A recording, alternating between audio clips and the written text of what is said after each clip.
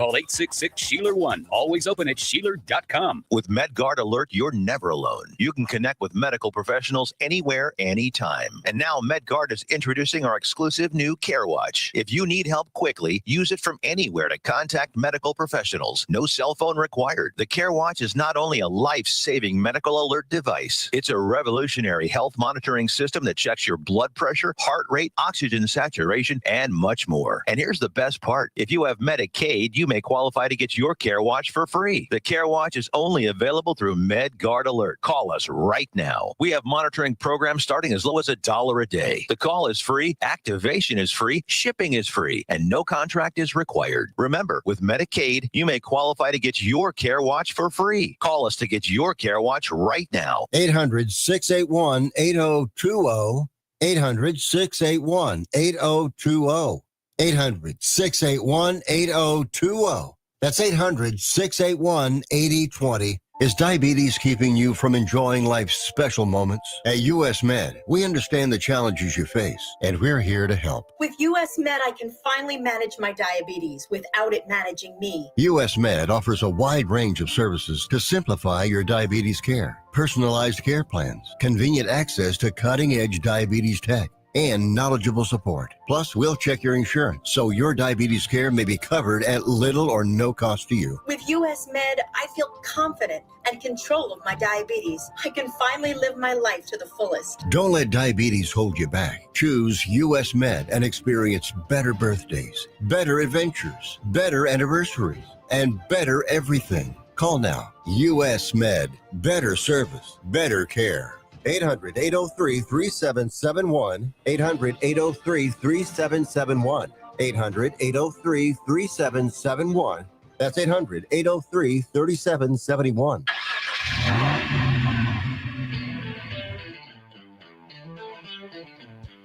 You're stepping into the fast lane on the VTRN Sports app.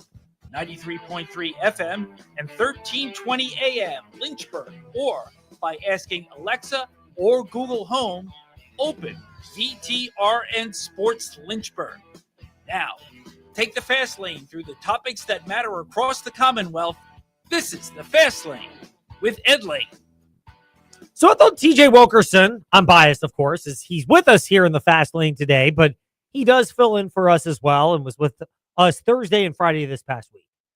But did a fantastic job, he and Bryson Gordon, discussing the tragedy that I learned about Thursday night while watching the Liberty Flames men's basketball game against Middle Tennessee. And it's the unfortunate and shocking passing of John McSweeney as the boys basketball coach at Liberty. Most everybody knows about that development as it unfolded late last week. And the beauty, if there is any, of the snowstorm, I know I've spent plenty of time ranting and raving about it, although it's a blessing in the sense that I get to spend time with my kids. It's challenging as it is work-wise. And you cherish moments with people that you love and care about, because you never truly know. I'll get religious for 10 seconds here. Not that I'm ashamed of it, but we try not to be overbearing with that. You never know when God's going to call your time. That's just kind of always been what my mom and dad have instilled in me growing up, is you never know. And doesn't mean we don't make mistakes. Everybody is, somewhere in the Bible, for all have sinned and fall short of the glory of God, which is part of the reason why I'm largely as non-judgmental of other people in a, you're going to heaven, you're going to hell sense. I don't make that call. Part of the beauty of my faith is not having to worry about that. But you never know how long you're going to have somebody around. And yes, we are all guilty of taking for granted the days that we have, the time that we have with people, sometimes to the point where it's difficult for us to really contextualize it. And yet you realize the impact that coaches have. And I get it, we're closer to the sun on this than many people even in sports media are, because the relationship that TJ has, he's done play-by-play broadcasting and is obviously filled in the fast lane. And then, same thing with me. We speak with coaches regularly. And I don't know if you've noticed this, TJ, but when you're at a particular school doing play-by-play, home or away, since we both broadcast different schools, like JF Cavalier Football presented by TrostLaw.com, you get the impression and you learn that your impact, in a great way, it's a blessing, but it reaches not just the football program of your school.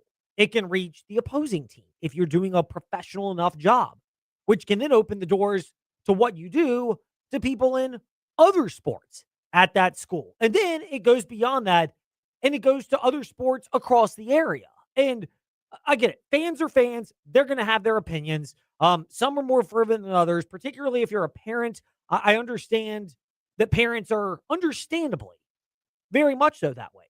But when you take a big picture and step back and look at the impact of a coach like John McSweeney on Liberty, I think a lot of it can be traced back to, oddly enough, Brad Bradley, who is the one who came up with the concept of Seminole District football media days. I don't know whether this is something that has gone on all throughout the Commonwealth of Virginia, and he just helped introduce it in August of 2024. And they did it again in 25, and good Lord willing, we'll continue on with that for a while. But Brad Bradley's the one who brought this to the forefront. And as much as I don't think I'm even upset Brad Bradley when I say this, Ty Tracy, producer of the morning warm-up, 7 to 8 a.m., can vouch for this because he played for Brad Bradley.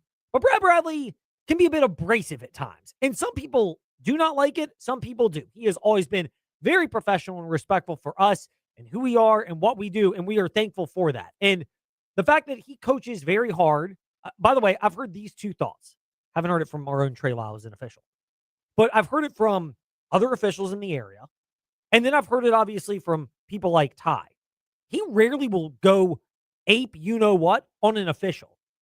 He'll go in on his players.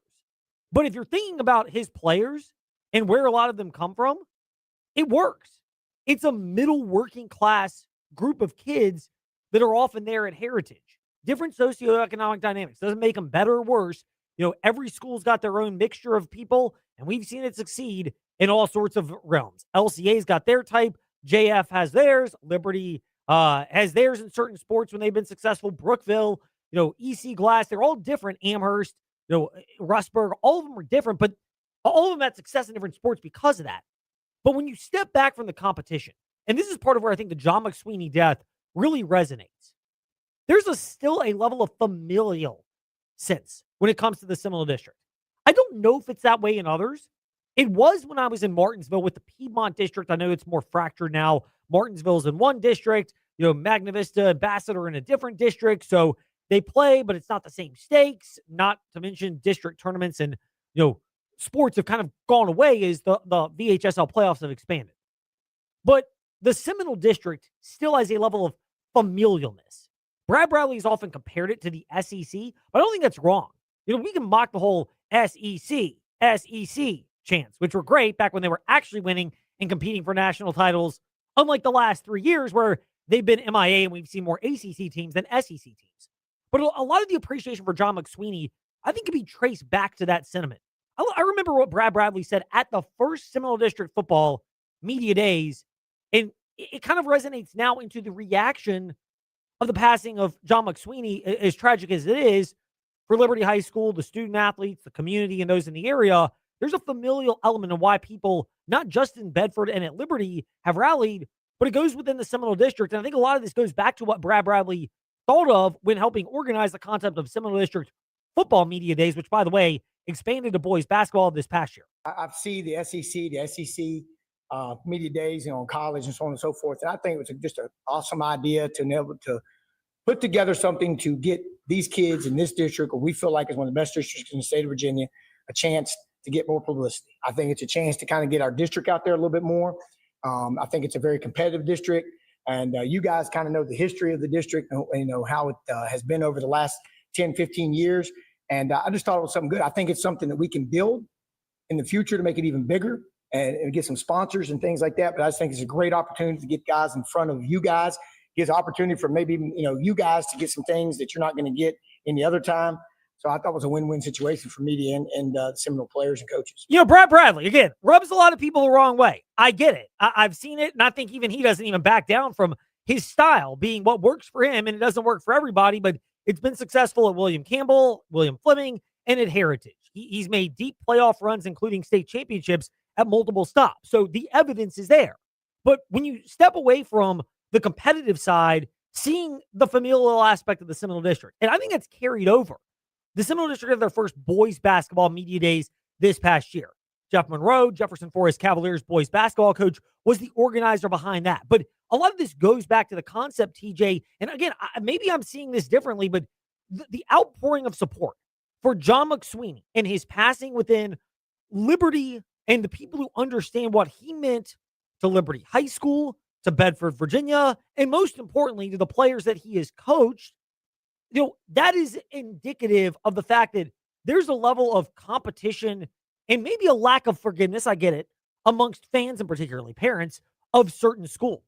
But a lot of these coaches in the area, as fierce as they are competitive-wise, including some that, Brad Bradley might fit this, where it's difficult for them to drop their frustrations with other schools, they understand the bigger picture element of it's about helping kids, it's about making an impact. And that's where I think the outpouring of support for John McSweeney and for Liberty basketball stands out in a real positive way for this area.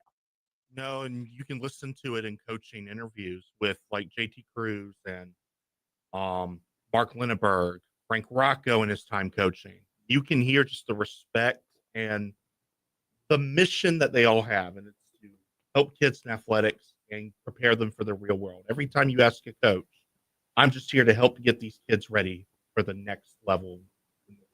Don't get me wrong. There's competitiveness that goes on. Absolutely. We make the jokes about how, I think recruiting, particularly in the more profile sports, boys basketball and football. Oh, yeah. That recruiting happens. To me, it all kind of comes out in a wash in the sense that I've seen players on almost everyone's roster that I've seen on some other school's roster the year before. Like, I've seen it enough where I'm just like, to me, it is what it is. And there are loopholes and ways that you can work around this particular development. But when you step back, there is still a level of humanity that exists in high school sports that I think is part of what makes it great. And that's where I go back to the conversation you had with Bryson Gordon Friday in the Fast Lane. And I've thought about it a lot since listening live, again, to get my usher on for a moment in the Fast Lane.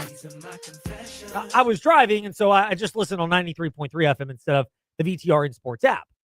But when you had the conversation with Bryson Gordon about John McSweeney and his impact, it was great. Bryson did a phenomenal job. And we'll have Bob Alvis on from the Sports Buffet podcast. Bob has a great article up that is available. Search it on social media.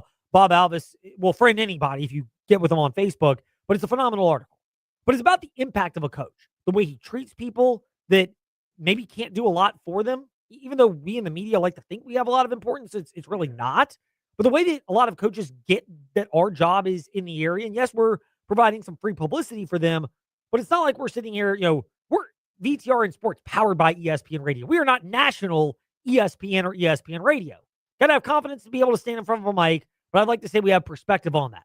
But these coaches are great to us, and it creates an impact where in the college and especially the professional levels, college more than ever because it's bigger business, with bigger profile sports, you don't get that sense of connection. Whereas Bryson Gordon, I think, hit the nail on the head about how devastating this John McSweeney death is for Liberty basketball, regardless of what happens with the season. And they're scheduled to play Friday, but the weather has given them time to gather their thoughts, come up with a plan. I don't think you can go wrong either way. If you don't feel like you can play, I get it. If you want to give it a shot to honor him, I think that's even better. But I get either way. But Bryson Gordon had this to say about the impact of John McSweeney on the Bedford community. I'm sure it's a really shocked community in Liberty Bedford tonight, and I think it's going to be tough for them to get back to basketball. It all, like I said earlier, it all comes secondary whenever you have huge life moments like this. That despite all the good that's going on at Liberty right now, it's just hard to look past the unfortunate events that have happened. Oh, it definitely is. I mean, especially when you think about the impact of John McSweeney. And being part of, and we saw it with Brad Womack in football this year. We've seen it with Shania Brown's been the figurehead, but there have been other great players by her side last year and this year. And obviously the coaching staff for Liberty girls basketball 3 years ago, there wasn't a lot that was going positive for Liberty athletics. It really wasn't. And you have programs now in football and boys, and I'll say now girls basketball as well. They are higher profile than they've ever been. And because of that, Liberty, again, nobody's pretending that this team is guaranteeing or has tons of proof of deep playoff runs, but they're starting to show signs of progress. And John McSweeney has been a big part of that. I get it's loaded. Who knows how Region 2C will, or if John McSweeney were with us. Unfortunately, obviously, we know about his tragic passing, but we don't know how this season's going to go. But Liberty's in a spot where you could feel a level of pride. And I think everybody that is around the Seminole District understands that Liberty's been down. You want to beat your opponent, but you don't want them to be in a spot where Liberty had been for a while. And that's where I think Bryson Gordon hit the nail on the head of how the Seminole District reaction speaks loudly to the impact of John McSweeney, the person, John McSweeney, the coach, and his impact on developing young men in a way that you ultimately want to see. And that's where it's sad, but it's also a great way to remember John McSweeney's legacy and going about being the best version of yourself as whatever your profession is, of trying to have a positive impact on those around whom you're based and with whom you live your life. Yeah, I think there was a lot of surprise. I haven't been up there today, but you just see some of the statements rolling out from some of the other teams. Not even just at Liberty High School, but also around the Seminole District. I think pretty much every team has posted something about it right now because I think there was a lot of respect. There was tons of respect for Coach McSweeney around the area, just considering what he was doing and the way he went about it, how nice of a guy he was. I think the school put out a letter to families today earlier talking about, how they had implemented some of their, crisis response stuff in terms of, giving counselors to students because, Coach McSweeney was more than a coach. He was also, an in-school suspension coordinator for the last, I think, at least 2 or 3 years since he's been on staff there on the basketball team. And so, he was in the building and somebody that, even more than the basketball players knew, he was a guy, if you read the letter to the family, somebody that, pretty much anybody that he came in contact with, had a good connection with him. And so, yeah, I mean, a lot of people with whom he came in contact, and that's just the impact of high school sports, and part of why we think it's as important as it is, and what we discuss at different levels here in the Fast Lane, and Trey does as well in the morning warm up with Ty Tracy, 7 to 8 a.m. Because high school sports, it's a different level of communal. Nobody's going to pretend that the quality is the same as you progress up the food chain. It's obviously not. And if that's what you're looking for, of course, you look at semi-pros, what I'll basically call college basketball and college football, because it's basically professional. And then obviously the actual organized professional leagues, no, that's the word I use because college sports is not, but the organized professional sports leagues like the NFL and the NBA, you go there for quality. You go there for elements of team, but you're not expecting that you're going to be able to actually have a real connection with the head coach or the star player of your favorite team.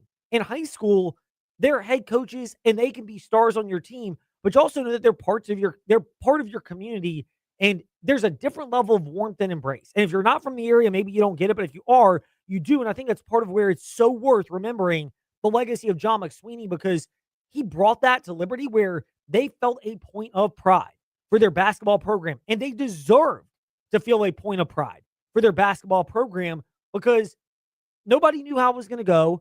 They had not cut down major nets and lifted big-time hardware, but they were progressing to where that was a possibility, to where they were playing a brand of basketball that was delivering results. And you were seeing the hard work that the kids put in pay off. And I think everybody understands that the student athletes, to different degrees, are putting in work, but understanding what it takes to get there. And that is part of the legacy and the respect of other coaches and schools in the area, understanding how challenging that job is, but that Liberty found somebody who would embrace that, tackled it head on, and delivered results. That's the real challenge. And if there's a blessing of all this snow and inclement weather and games getting postponed and canceled, it's given Liberty a chance to sit back, gather themselves, figure out how they want to progress with their season. And I don't think there's a wrong way to go about it. Nothing is, I've seen officially announced, and I was looking earlier today. So if it's happened in the last 15, 20 minutes, I'll ask for forgiveness. But I don't think there's a right or a wrong way. I'm always a fan of, it's great if you can go out there and give it your best to try to honor your coach. And it's never going to be easy, but that's part of it. I hearken back for myself. And I know we got Virginia Tech women's basketball, and we'll probably get more into that tomorrow in the Fast Lane. And we've got tons of NFL news as well. And we may get to it with Candy Waller, but if not, we'll get to it later. But I hearken back to, again, to tie it all back to my Christian faith. And again, beauty of America. You can believe what you want. I don't tell people they're going to heaven or hell. I have my beliefs on how that's going to happen, but it's a free country. You're free to believe whatever you want. And that's the beauty of America. But when our pastor at our church, Father Chris, we go to a church in Lynchburg, and he died of a heart attack back in May. And when he passed away, it was tough. And it was tough to, pull myself off the mat. And, we were doing the Memorial Day 10K run and 2-mile walk, great partners of ours when we've been partnered with them the last couple of years. But that was that weekend. And it was tough, but you go out and you do it and you give it the best you can.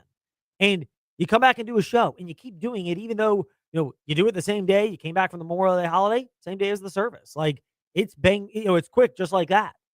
And, why do you keep doing it? Because honestly, that's part of the lesson that people that are influential in your life, for me, it's pastors, it's coaches, it's parents, is I think it's healthy to mourn. I think it is healthy to feel sad. The idea of, we're going to pretend like, we're going to suppress it and keep on moving on. Absolutely not. You need to lean into it. But I do think there's value in persevering through that and giving your best effort, knowing that you may need time. It may be slower. You may need a downshift, but you're putting your best foot forward and getting yourself. And that's where I can't pretend to have the type of resources that Liberty High School can have access to when it comes to that. But it can be valuable during those difficult times. So we're going to table Virginia Tech women's basketball. We're going to table the Fast Five at 5-ish because when we return in the fast lane, we've got to get to covering the Commonwealth. There's no easy transition out of this, but we will make it as best we can. We will cover the Commonwealth. We'll talk JMU. We'll talk some Virginia Cavaliers. And if the schedule's working out for our friend Candy Waller, we will get to her as well. Plus, the Virginia Tech Lady Hokies and their big victory over UVA with David Cunningham of TechSideline.com. All of that still to come here in the Fast Lane. Fast Lane, Ed Lane, Facebook, Twitter, Instagram, however you listen to podcasts, and as always, the VTRN Sports app. Get more on the Sheeler Motor Mile, your trusted dealer serving Southwest Virginia and surrounding areas for over 50 years. With more selection, more value, and more finance options. Plus, your trade is worth more. Shop local and save more with straightforward pricing, plus exceptional service and selection. Your search ends at the Motor Mile. Choose from over 900 quality pre-owned vehicles, plus a massive selection of new car brands in Southwest Virginia. Honda, Hyundai, Toyota, Subaru, Kia, Chevrolet, Mitsubishi, Chrysler, Dodge, Jeep, Ram, and now Buick. Plus, the used car superstore. 12 new car brands, 900 used vehicles, one amazing buying experience. Volume selling means volume pricing, and we've got more than any other dealer in the area. The Sheeler Motor Mile delivers choices. Here's the difference. Sheeler owns the finance company and makes getting approved for credit simple and easy on the Motor Mile. Flexible financing options for every budget to get you on the road fast. Get more on the Sheeler Motor Mile with a certified friendly staff and no games, no gimmicks. The Sheeler Motor Mile, now in Christiansburg, Radford, and Pulaski. Call 866-SHEELER1. Always open at Sheeler.com. At the Farmers Bank of Appomattox, we believe personal banking should be as rooted in the community as you are. Whether managing your business banking, saving for your family's dream home, or juggling daily expenses with our mobile app, we offer tailored solutions with a local touch. Experience the security of a bank that knows your name and the convenience of modern technology. Visit us today to grow your financial future right here at home. The Farmers Bank of Appomattox, your community, your bank, your future. Have you been hit by the winter doldrums? Are you itching for a place with more than a couple hours of daylight? Start your journey to a warm weather escape with us. Scuba classes are forming right now at Aquatrek Adventures. We can have you ready for a warm, relaxing excursion to a sunny tropical destination, including our spring getaway to sunny Florida.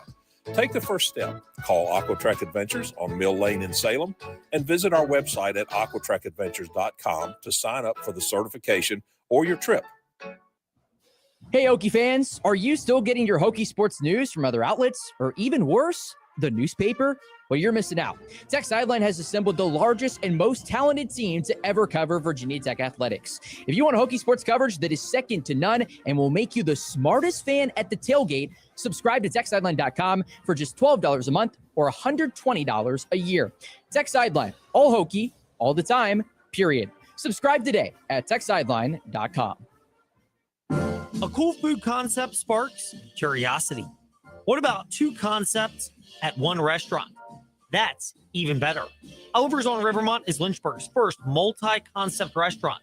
Pick items from the traditional Oliver's menu, the 801 Raw Bar menu, or mix and match. And you'll appreciate the consistency of Oliver's new kitchen and serving staff. Two cool concepts in one. Only available at Oliver's on Rivermont. Hey, gang, this is Bud Foster, former defensive coordinator for the Virginia Tech Hokies. You're listening to The Fast Lane with Ed Lane and Trey Lyle. Join the chat at Trey Lyle VT and Fastlane Ed Lane on Facebook, Twitter, YouTube, and Instagram. Well, we got to call him out for it. What is it and who is he? Find out right now in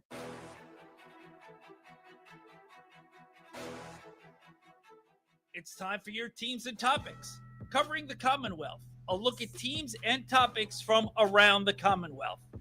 Let's start with the JMU Duke. Shane Metlin of DNRonline.com and at Shane_DNR Sports is with us here in the Fast Lane. Shane, pleasure to be speaking with you. I was fully expecting to see some asterisks in there to bleep out the words because your headline, it's the second one that pops up at DNRonline.com under the college sports section.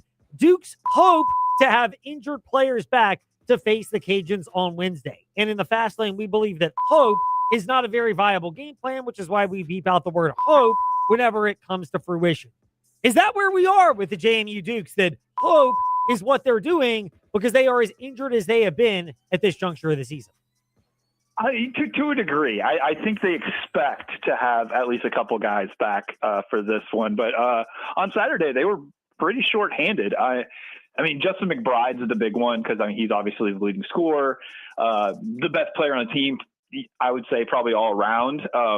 So missing him for basically 2 games was tough. To get a win at Troy without him was one of the best performances of the year. But there just was a real lack of depth on Saturday at Southern Miss. They were really only able to go about 6 deep by the time that game was over with the injuries to some role players. And it's mainly kind of, existing injury problems are now being built upon because they've been shorthanded the majority of the season. So you bring up an interesting point. There are a lot of Dukes fans are wondering, how can they have regressed from last year to this year? First of all, players transfer more freely. Rosters are so different. I think that's important to keep in mind. But the other element is you mentioned the injury issues that have impacted the Dukes. Should JMU fans maybe rethink in the middle of the season the way they assess the job that Preston Spradlin has done? Maybe not relative to what they believe Dukes basketball can be, but relative to where the Dukes are this year, given the volume of injuries. I think to a degree. I think this hasn't been the team that they maybe expected to have put together. And that even goes back to really when they were working the portal. I think they maybe expected that they were going to land a few people that they didn't. But that's neither here nor there. They have the team that they have. But, a player like Ike Cornish, I think, is somebody who would have been a major contributor throughout the season. He's just dealt with a bad back the entire time. And, I don't think it's a coincidence. Probably their 3 best wins this year. He's played. He's played about 10 minutes a game, but I mean, he's making a contribution in those games. And, so the injuries are part of it. I think, the staff is also, I mean, I'll probably write something about this later in the week. I didn't have time to do it today, but he had his press conference today, Preston Spradlin, and he opened up a little bit about, how hard it was kind of in the off season and the ability to retain players and how, they're going to go about the portal in a different way next year. They're kind of trying to plan what they want to do when it comes to putting together the roster for next year. And it won't be exactly the same as how they handled last offseason. Yeah, I mean, that's encouraging enough because you're looking at ways where you can improve, and it doesn't mean you're going to run everybody off, but something's got to change when you've underperformed the way that the Dukes men's basketball team has. Meanwhile, the JMU Lady Dukes, they lost that heartbreaker at Arkansas State a couple of weeks ago, the boogeyman, if you want to call it, last Sunday. And then they won their next 2 games in dominant blowout fashion, 35-plus point victories, actually 35 and 51 to be, 35 and 51 to be specific about the margin of victory for the JMU Lady Dukes. Is that just a product of being at home against bad teams, or is that the fact that maybe that loss to Arkansas State has lit a different kind of fire under them? A little bit of both. Those were not good teams, and those are teams that JMU could definitely beat up on. But, you can go back a couple weeks ago. They lost to Marshall on the road. Then they get Marshall at home. They beat them by close to 40. And, they've won their home games in conference by an average of 30 points. So they've been super dominant at home. They haven't really matched that on the road. And, Arkansas State's a good team. You lose on the road to Arkansas State. That's one thing. Georgia State's not a very good team. They lost on the road to Georgia State. That's another thing. So they are starting to kind of, I guess, examine a little bit what the difference on the road is. But I mean, to a person, when you ask the players about it, they're just saying, well, we just got to play our game, whether we're at home or on the road. And we've done it at home. We haven't on the road. So we'll see how it goes. I keep expecting them to kind of like have it click no matter where they are, but it's been a marked difference depending on whether they're in Harrisonburg or not. Yeah, I mean, that's the big thing for the JMU Lady Dukes is you're sitting there going, which begs the question, is that going to be their reaction when they head to the Southern Miss Lady Eagles this weekend is more, because they have to go back on the road? I don't know. I mean, that's not a bad team. They're not a great team, but Southern Miss beat Troy, which is, also up there in the conference standings. So they're capable of doing some stuff on their home court. So JMU's got to play somewhat closer to what they've done at home if they want to have a successful road trip here. Yeah, Southern Miss, they are 5-6 in conference play, 12-10 overall in the Southern Miss Lady Golden Eagles. Last one for you, Shane, and we're grateful for it. FOIA, you may have pulled it off. Maybe they just gave it to you, but whatever it is, documents have detailed about the JMU Athletics spending revenues during the fiscal year 2024-2025, $78 million on athletics. Where does that fit relative to where the Dukes should be spending compared to their Sunbelt peers?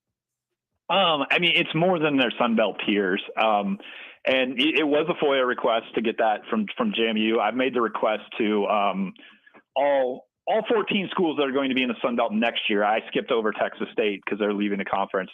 Haven't gotten them all back, but hey, I do want to compare, I think, a little bit more because you can break down not just what they're spending, but where they're spending it. I'm curious, who spends more money on baseball than basketball, which some Sun Belt schools do and things like that. So, yeah, I'll probably have a little bit more on that front coming up. But, yeah, I think, that budget – It works for JMU because I think it puts them in a position where obviously you're very competitive in the Sun Belt spending that amount of money, but it also puts you at a point where if you do want to try to jump to another conference, whether it be like the American or if the Pac-12 moves east or something like that, then you're spending with those schools too.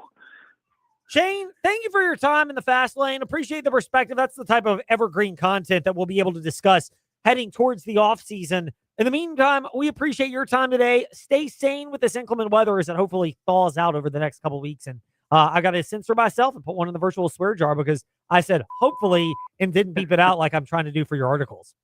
All right. Well, I hope you have a good rest of the week. I love how you slipped that in there so I couldn't beep it out, Shane. Very clever. Okay. All right. Thanks, Ed. Now to the Virginia Cavaliers. With JerryRatcliffe.com founder and contributor Jerry Hootie Ratcliffe. Hootie, great to be speaking with you. It wasn't pretty. They trailed at the half. We were all sitting there wondering when we were celebrating our own Ty Tracy's 30th birthday this past Saturday. TJ, Trey, and I were all sitting there wondering when the Who's would get it together at Boston College. And ultimately, they did about 5 minutes in to that second half. Was that a disconcerting loss considering how the Who's had to use 2 overtimes to win at Notre Dame? Or is this the portion of the schedule where it's tough, you're in the middle of conference play, and you're playing in kind of lifeless venues?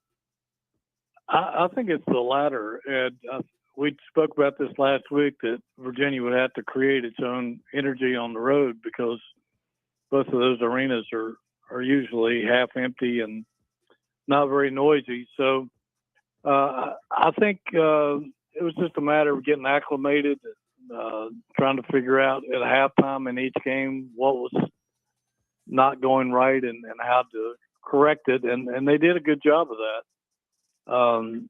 We've seen not just Virginia, but a lot of teams go on the road mid-January, late January, early February, and lose games that they shouldn't lose, but for just, for whatever reason.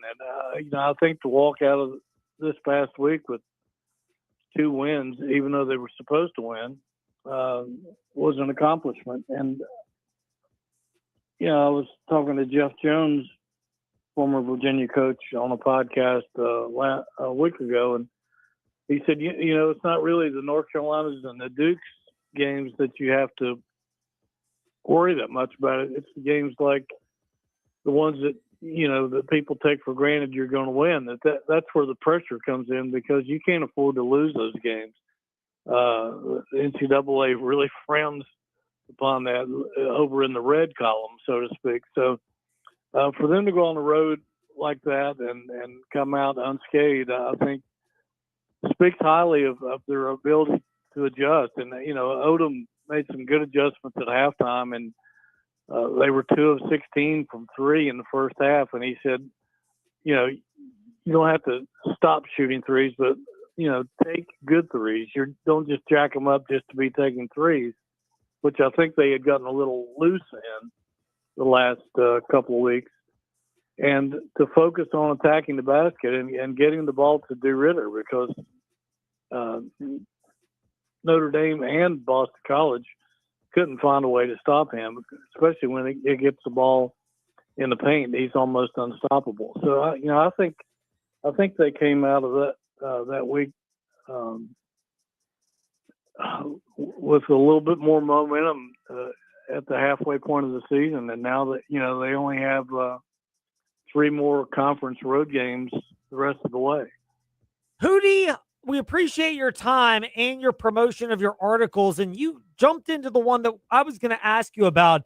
It's at jerryratcliffe.com, and it's Odom made all the right moves at halftime, and it paid off with another ACC road win. How important was that for Ryan Odom? Because it is year 1 of him at Virginia, and he kind of gone through a spell where, particularly the last couple of games, felt like he was outcoached in the second half by North Carolina at JPJ the week before. And then against Notre Dame, they couldn't quite shake the Irish and needed 2 overtimes to get the victory. What value is there amongst the Virginia fans that Ryan Odom showed, hey, when you get into these kind of grinded out mid-January spots, you're able to make the right adjustments and elevate your team to maybe not a pretty win, but a win that still counts as one and get you to 7-2 in the ACC? Yeah, I think it's huge. Tony Bennett was the master of making halftime adjustments, and I think Odom is not quite at that point, but I think he's really good at it and will get better. But and I think he knows that he made some big mistakes at halftime against North Carolina and just didn't really prepare for what Carolina was going to throw at him in the second half. And I think somebody heard him mumble that he would never be out-coached by Hubert Davis again. And so I think he learned a valuable lesson there, and it showed in these 2 road trips. And you're right, a win over Boston College counts the same as a win over Duke or North Carolina or Clemson in the ACC standings. So you can't take any of those for granted. But I think he made all the right decisions at halftime of both of those games and was able to outlast Notre Dame, and like you said, in double overtime, and to take over the BC game down the last.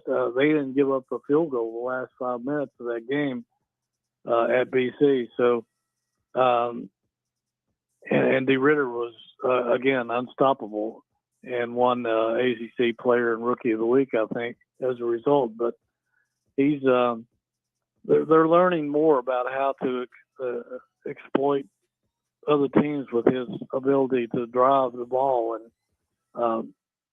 most people don't have an answer for it. Yeah, that's the crazy thing is Virginia's found these ways and they're adjusting and they have the personnel to do it. And it doesn't mean they are top heavy. That may be the one weakness we get toward March that gets exploited. But they're in a lot of these games and in a lot of these spots because of the foundation that's been built. The foundation has been built for years, and now it is carried over at jerryratcliffe.com. Hootie, thank you for joining us in the Fast Lane, weighing in with your perspective on the Who's, and we look forward to chatting again soon. Looking forward to it, Ed. See you soon. Now to Just For You Haters, Left Hand Up the Commander. She is out in San Francisco or somewhere around that vicinity. Our president, Madam President, Bowie TV Sports, Candy Waller, with us in the Fast Lane. Seawall, first of all, have our prayers been answered that God has delivered you and your contingency safely out to the West Coast? and away from this snow so you can cover Super Bowl 60. Yes, I'm actually on the bus now. Can you hear me? I'm on the bus now. We It's can. opening night. The media shuttle headed to opening night. So yes, I am here, and Karita Parks is also en route now. She's flying to friendly skies as we speak. Oh, my girl, Karita Parks. Of course you are as well, Seawall. But, when we need somebody to help weigh in because people are acting a fool out there, and it happens regularly, we page Parks PR for that. So we just had to, we have to notify you of that. And I apologize for wasting your time with that recognition. But Karita has come in clutch, far too handy, which brings us to the inevitable question for you and for the Washington Commanders. There are a lot of these, one of them being the story that came out late last week. It does not appear that Josh Harris being connected, and I don't want to get overly political, but he's one of the owners that's been mentioned in the Epstein files. His appears to be more in a business sense as opposed to some other owners where it appears to have gone beyond that. Am I reading incorrectly that, the name is there, the connection between the Commanders owner Josh Harris and the Epstein files and Jeffrey Epstein are there, but it doesn't seem to be the same as others. Am I misinterpreting that, or is that an accurate depiction of what you gathered? I think it remains to be seen. Hopefully, it was just the assumption. To your point about the NFL just put out a statement today about regarding the Giants co-owner, and that was named in the Epstein files. And then it is anticipated that Roger Goodell's press conference that should be starting in about 18 minutes or so, it will be 3 p.m. here. He would be addressing this as well. I'm certain he'll be asked about it. But let's really hope that Josh Harris is not involved in that, and that it's strictly for business purposes. Wow. So we got a lot to still uncover about this particular development. Obviously, it's quite appropriate that your colleague from Parks PR, Karita Parks, will be out there with you. What are you looking to see out of the commissioner when he speaks and particularly is asked about this? Is it clarity? Is it, any type of forcefulness? How are you anticipating that Roger Goodell will handle this? And yes, we can ask you if you've spoken with Karita Parks about this, any insight that she could weigh in as well. Well, what's interesting is we see that they've, the NFL's already issued a statement, right? So they proactively issued a statement. I'm so certain in anticipation of the press conference that's happening today, and so certain that they know that he'll be asked about it. But my hope is that, along with them proactively addressing it, that Commissioner Goodell also has a prepared statement or something to say in regard to what the NFL plans to do to ensure they get down to the facts. In the press release, it says they're going to be looking and researching the facts, but I'm so certain that my media colleagues are going to be wanting to know, okay, so what does that mean in process of actually getting down and researching the facts? What is the process? What are they going to be doing? And if something is found, what will be the repercussions of that? Seawall, Candy Waller, POE TV president, Madam President, with us here in the fast lane. Seawall, pivoting away from that to the Washington Commanders and their staff changes, they have not had media availability with either the new offensive coordinator, David Blau, or Durante Jones, the new defensive coordinator. Is this alarming, or is this the type of thing that you would expect, since it doesn't appear the staffs have been set, particularly with the news over the weekend that Ryan Kerrigan, Sharif Floyd, and others on the defensive side will not be retained? Yeah, I think, every time a staff changes over, or a new coordinator comes, you see, a staff change. And they're able to bring in their own folks, whoever is still on the staff that kind of aligns with what they want to do, with their abilities, they would keep them. I think this week, they're still working to make sure that staff is finalized, and you can anticipate perhaps a press conference to include head coach Dan Quinn, David Blau, and Durante Jones early next week. It looks like it will probably be Tuesday, February 10th. So we'll get more after the Super Bowl then, which, by the way, you can hear starting at 2 p.m. all across the Virginia Talk Radio Network, including VTR and Sports Lynchburg, 93.3 FM. Seawall, we've touched on the Commanders and where things are. Maybe not the most exciting news, but stuff that is to be covered nonetheless. What else are you seeking as you and Karita Parks are out there for Bowie TV Sports? I think what we'll be thinking is just, we've reached out to our media colleagues to see if folks want to talk to us about the outlook for the Commanders, of course, with her for the outlook for the Baltimore Ravens. But in terms of specifically the Washington Commanders, if we run into any current or former players, let's get their take on how things are shaking out. And even for some, right, let's get their take on whether or not they would want to be back and what their thoughts are on staying with the team or not. There's so many one-year deals, and there's a ton of speculation, especially on the defensive side of the ball. So it'll be interesting to get their take on that. We will look forward to it. The coverage will be there. Bowie TV Sports, Candy Waller, Seawall SE on Twitter, and CEO Seawall on Instagram. Candy, thank you for your time in the fast lane. Glad to hear you made it out there, and we'll send prayers that those earthquakes that were apparently all out there in the Bay Area today do not return, at least for another week. Yes, thank you all so much, and I'll be talking to you guys again soon. I'm glad we were able to catch one another. Indeed we are. Prayers for you and Karita all throughout the week. Seawall with us here in the fast lane. When we return, David Cunningham of TechSideline.com on the Lady Hokies. Are we starting to buy in now? I know they lost to Louisville and it looked pretty bleak, but 7 in a row? We'll discuss next here in the fast lane. Mark Dalton here with Terry Volkswagen. Get ready to fall head over heels for the perfect VW SUV. One size doesn't fit all, though, and that's why Volkswagen has an SUV for everyone. From the compact and affordable Volkswagen Taos to the tech-packed Tiguan and the spacious Volkswagen Atlas. No matter which one fits your lifestyle, you'll love the comfort, performance, and safety. Stop by Terry Volkswagen on Forest Road in Lynchburg or check us out online at terrybw.com. Terry Volkswagen. You'll love our cars. We're joined by Randy Trost with Trost Law. Randy, unfortunately, you guys seem to be seeing a lot of people that are driving without insurance and then impacting other motorists. What have you guys noticed, and what do people need to know to protect themselves? We are seeing clients come into our office being injured by motorists without insurance. And the most important thing that a person can do to protect themselves against these uninsured motorists or underinsured motorists is to make sure their own uninsured, underinsured coverage matches their liability coverage for their insurance policy on their car, and make sure they have more than the minimum liability coverage limits and uninsured, underinsured motorist liability coverage limits. Randy Trost with Trost Law discussing how you can protect yourself from uninsured or underinsured motorists. When people are considering their policies, do you have any do's or don'ts to make sure they have a strong policy?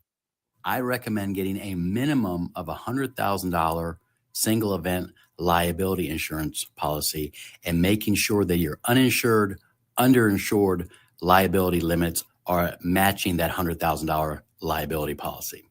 Randy, thank you for sharing that info with us today. You're very welcome. Thank you for having me. For more about how Trost Law can help you if you've been hurt, trostlaw.com, 434-777-HURT.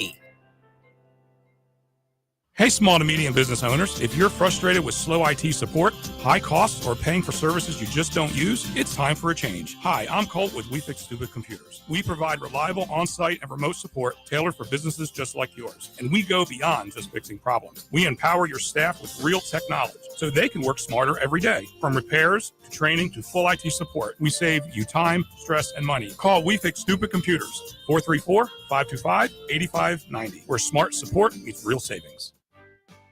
Whether you're facing a tough season or looking for support to overcome life's obstacles, Central Virginia Counseling is here for you.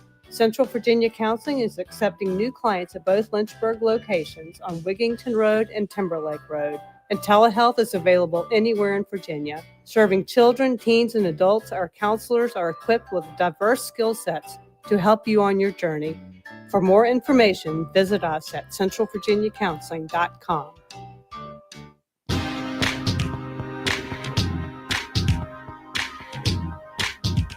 Step into the Fast Lane 24/7 at Trey Lyle VT and Fast Lane Ed Lane on Facebook, Twitter, Instagram, YouTube, and wherever you listen to podcasts. Now, back to the Fast Lane.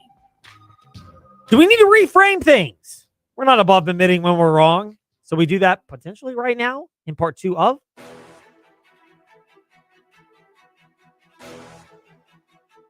It's time for your teams and topics. covering the Commonwealth, a look at teams and topics from around the Commonwealth. Let's start with the Virginia Tech Hokies. With David Cunningham of TechSideline.com. He's at The Real D Cunna on Twitter and Instagram, and he's also with the TSL podcast. David, great to be speaking with you in the Fast Lane. Quietly, although loudly to those that have the VTR and Sports app, because you can listen to Virginia Tech Lady Hokies basketball. This team now, which at one point looked pretty disheveled, including a big loss at Louisville, all of a sudden, they've won 7 consecutive games. Do we need to rethink where Megan Duffy's program is? They may not all have been against the top teams in the ACC, but they're taking care of business, and they're doing so emphatically.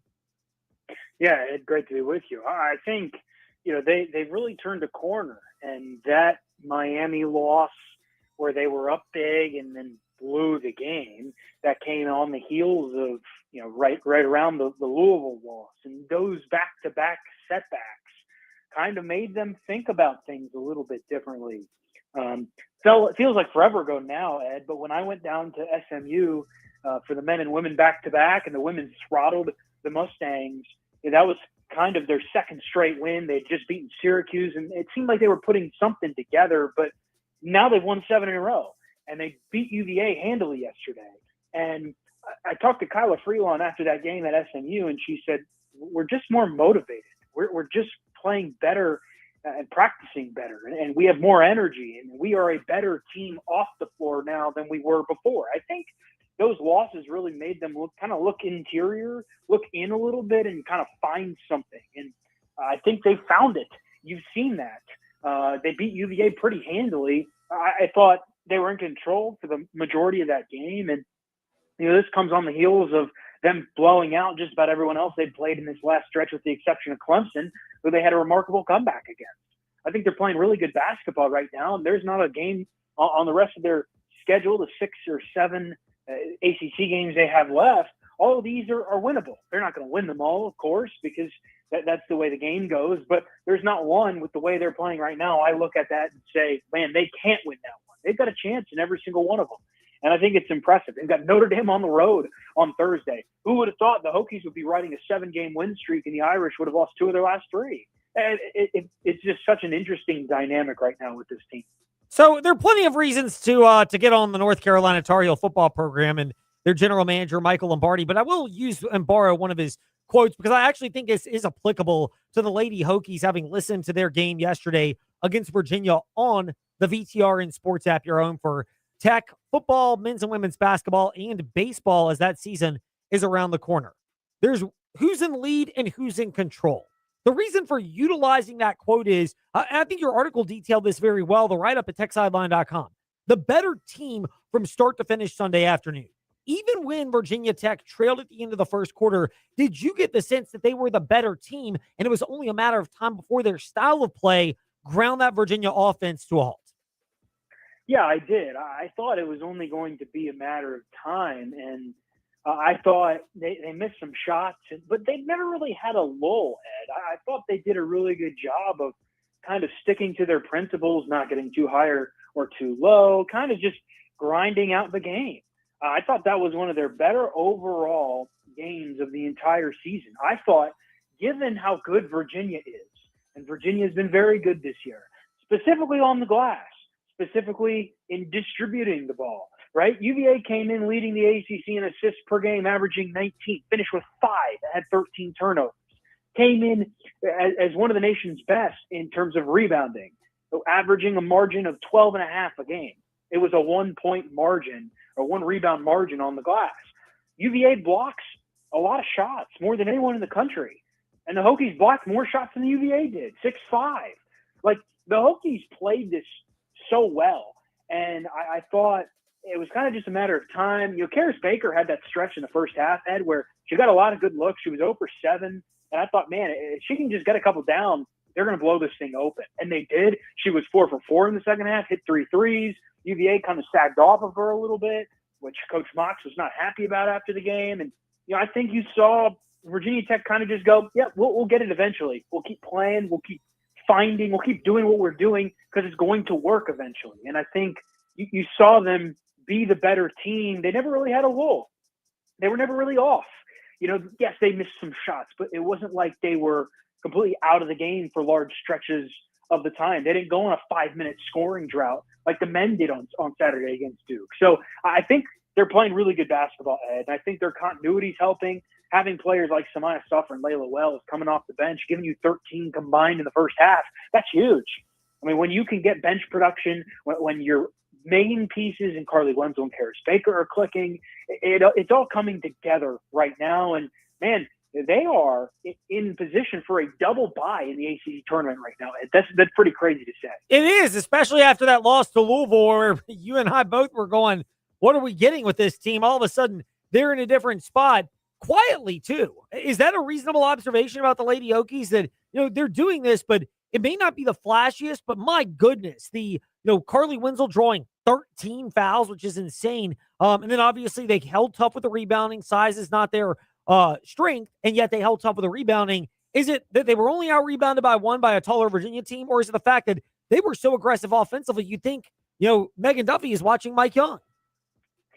Yeah, I mean, I think sometimes you just got to attack it and draw fouls and play the game the way it's kind of being set up to play. I thought this is a team that is a bit undersized against a UVA team with a lot of length, and the rebounding and the fouls drawn go hand in hand, because I thought the Hokies did an excellent job of attacking and drawing fouls, which put UVA's bigs in foul trouble. Samaya Smith, Amanze, they were on the bench for good chunks of that game on Sunday. As a result, the Hokies were able to kind of squeeze in there and grab a couple extra rebounds here and there. Carly Wenzel drawing 13 fouls, Mackenzie Nelson drawing 8. I mean, that's as simple as them driving downhill, going up, getting contact. And, yeah, I don't think a lot of UVA fans like it, and I've seen some pretty foul-heavy games this year. But I didn't look at that and go, man, those weren't fouls. Virginia Tech was the aggressor. And when you're the aggressor, when you attack downhill, when you drive to them and make them defend you at the rim, you're going to get fouls. You're going to get fouls called. Now, Carly Wenzel joked that she wishes she made more than 12 of her 20 free throw attempts. But I think the Hokies are finding different ways to win. Sometimes it's the three-point shooting.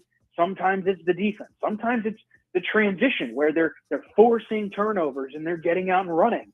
In this game, it was play good defense, rebound the ball well, force some turnovers, take care of the ball. They only had 8 themselves, and then they drew a lot of fouls, got UVA in foul trouble, made free throws. And by the end of the game, I thought it got to a point where UVA just was so out of sorts, and the Hokies were still a pretty well-oiled machine. David Cunningham is at the Real D Cunna on Twitter and Instagram, and the easiest place is just remembering techsideline.com. David, we'll pivot over to men's basketball. Is that about what you expected against Duke? Yeah, it was. I thought they played okay. I mean, they were within 6 with or within 4 or 6 with 4 minutes to go, and it's like, hey, this is a game. But every possession matters in a game against Duke. David Teal pointed this out to Mike Young this morning on the ACC teleconference. Hokies only had 58 possessions in that game against Duke, lowest in a handful of years. That's ridiculous, but that's also a combination of how the Hokies were playing and how the Blue Devils were playing. And that's a really good Duke team. Cameron Boozer's legit. And I thought Tech was okay defensively in stretches, but you can't allow a team to shoot above 50% if you want to win. Duke shot about 63% in the first half. You can't do that. They had to be better defensively, and they weren't. I thought they did some things on the glass. I thought they did some things in certain areas to give themselves a chance.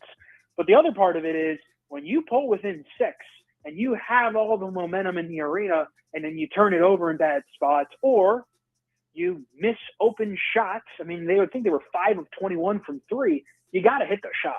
You hit the shots, your wide open looks, complete different ball game. I think this is a team that it's a good time that it has an open week right now because you can get Tyler Johnson back in the fold. Everybody can reset a little bit. You can get your legs back under you and go on this stretch run. It was about what I expected. I thought they were okay against a really, really good Duke team that has a legitimate chance to win a national championship. You can't just be okay. Yeah, you got to be more than okay. You got to be very good, and that's where Virginia Tech is right now. Does this leave them with work to be done in a serious way, or is this about where you would expected them to be 5-5 in the ACC, coming off the loss to Duke, but now they're obviously most difficult game out of the way. Yeah, I think it's kind of where I expected them to be. I mean, they're sitting at 5-5 through 10 games. Ed. They've got 8 left. 5 of them are on the road, Q1 games. The other 3 are at home, non-Q1 games. They're kind of everybody else, the Wakes, the Florida States, the BCs, right? You got to take care of them. And then I would say probably you got to pick off 2 of the final 5 on the road if you want to feel comfortable about it, whether that's Virginia at the end of the year or between now and then, Clemson, NC State over the next week or 2 weeks, Miami, Carolina. There are opportunities left on the schedule. They're in an okay place. And Mark Berman made the comment this morning, Ed, and it's kind of crazy to wrap your head around. When the Hokies go to NC State, assuming Tyler Johnson is good to go out there and play, this will be the first time since Thanksgiving, before Toby Willow got hurt against Colorado State, that Tech will have its complete team. Think about that. And the Hokies are sitting here in the NCAA tournament conversation, probably in the middle of the bubble right now, squarely on one side or the other. But they're in an okay spot in the league. But you got to go win on the road now. You got to go take the bull by the horns, if you will, and go win. And if that's at NC State or at Clemson over the next 2 weeks, or is that at Miami or at Carolina or at UVA, it doesn't matter. I think you've got to go do it. And this is where losing a game like SMU at the buzzer really hurts, because that's one fewer quad one win. But I still think that this team has it in them. We just got to go see it. And it'll be an interesting last couple of weeks of the year. Crazy to think it's already February. Much like they've got the insight in them, and you just got to go see it at techsideline.com and the TSL podcast. We're at Fastlane, Ed Lane, Facebook, Twitter, Instagram, however you listen to podcasts, and always the VTRN Sports app, your home for the Virginia Tech Hokies. David Cunningham with us here in the Fast Lane. David, thank you for your time. It's great to catch up with you. We appreciate it, and look forward to hearing about Andy Bitter's travails and challenges of navigating snow days, as I love his reactions at Andy Bitter on Twitter, where he details the difficulties of snow days, and I do feel him sympathy as well. Sounds good, man. Thanks for having me. Talk to you soon. David Cunningham with us here in the Fast Lane. And that does it for us today as we wrap things up on W227 BG Timberlake, WVGMA Lynchburg, WMNA Gretna, Danville, Southside. That does it for us. Now on to Freddie and Harry, already in progress, and a big one in college hoops tonight. Kansas, Texas Tech, and 8:45 airtime right here on the VTRN Sports app.